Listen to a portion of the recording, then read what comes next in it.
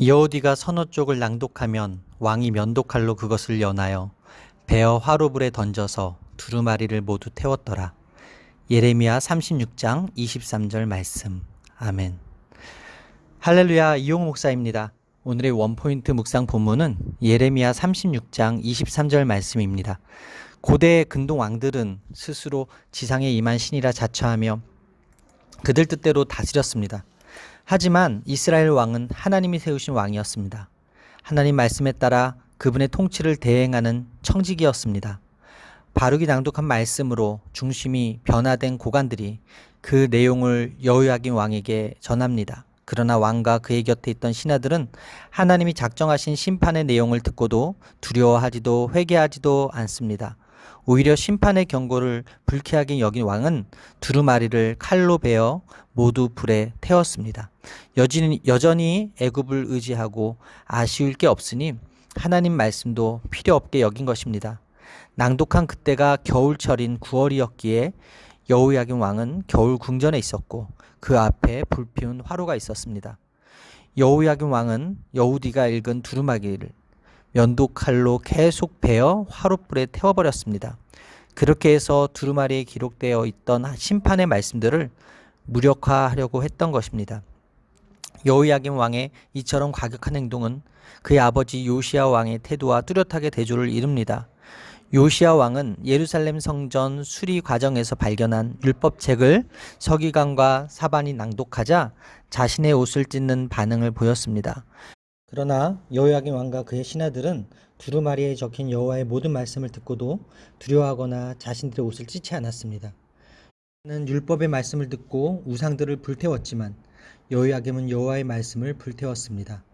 그는 예레미야처럼 경고와 심판의 말씀을 전했던 예언자 우리아를 애굽까지 추격해 기어코 죽인 무서운 통치자였습니다. 또한 서기관 바룩과 예언자 예레미야를 잡아 죽이려고까지 했습니다. 말씀은 모두에게 동일하게 주어지지만 그것을 어떻게 받아들일지는 각자의 선택에 달려 있습니다. 완고한 마음으로는 하나님 말씀을 받을 수 없습니다. 따라서 오늘의 원포인트 메시지는 태도가 모든 것을 결정한다입니다. 오늘의 삶의 적용 포인트는 하나님의 말씀을 멸시하지 않고 겸허하게 받겠습니다입니다. 그렇습니다.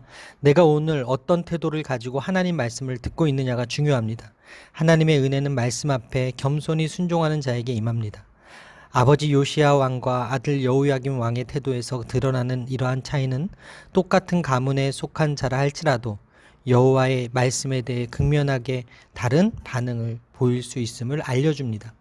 여호와의 말씀에 대한 태도에 따라 삶이 행복해질 수도 있고 불행해질 수도 있습니다. 왕은 궁전의 따뜻한 곳에서 말씀을 들었지만 그의 마음은 따뜻하지 않았습니다. 선포되는 말씀이 그의 귀에 거슬리자 그는 말씀을 듣지 않았습니다. 말씀의 진위는 중요하지 않습니다. 듣기 싫은 소리여서 듣지 않은 것입니다. 자기 하고 싶은 대로, 자기 생각대로, 자기 감정대로 산다는 것은 결국 죄를 따라간다는 것입니다. 때로 말씀이 듣기 싫은 순간이 있습니다. 그래도 그 말씀을 듣고 따라가야 살 수 있습니다. 하나님은 말씀하셨고 우리는 하나님 말씀을 듣습니다. 어떤 이는 고집스레 그 말씀을 무시하고 어떤 이는 겸손히 말씀을 듣고 따라갑니다. 우리는 말씀을 듣고 따르는 자들이 되어야 합니다. 하나님의 말씀을 받는 태도가 우리 인생을 결정하기 때문입니다. 기도하시겠습니다. 오늘도 말씀으로 우리의 중심을 살피시는 하나님 아버지, 죄와 치부를 드러내는 말씀을 마주하는 것이 꺼려져 마음에서 불태워버린 적이 얼마나 많았는지요. 말씀이신 하나님을 멸시하며 경외하지 않은 자들의 끝이 얼마나 비참한지 말씀을 통해 깨닫습니다. 오늘 제 안에 말씀을 향한 거룩한 두려움이 회복되게 하여 주옵소서. 주님이 주시는 말씀을 피하지 말고 잘 받아 제 죄악을 보고 돌이켜 아버지 앞에 엎드리게 하여 주옵소서. 완악함을 버리고 즉시 순종할 수 있게 도와주옵소서. 그래서 하나님의 은혜가 머무는 오늘이 되게 하여 주옵소서. 이 모든 말씀 살아계신 예수님의 이름으로 기도합니다. 아멘.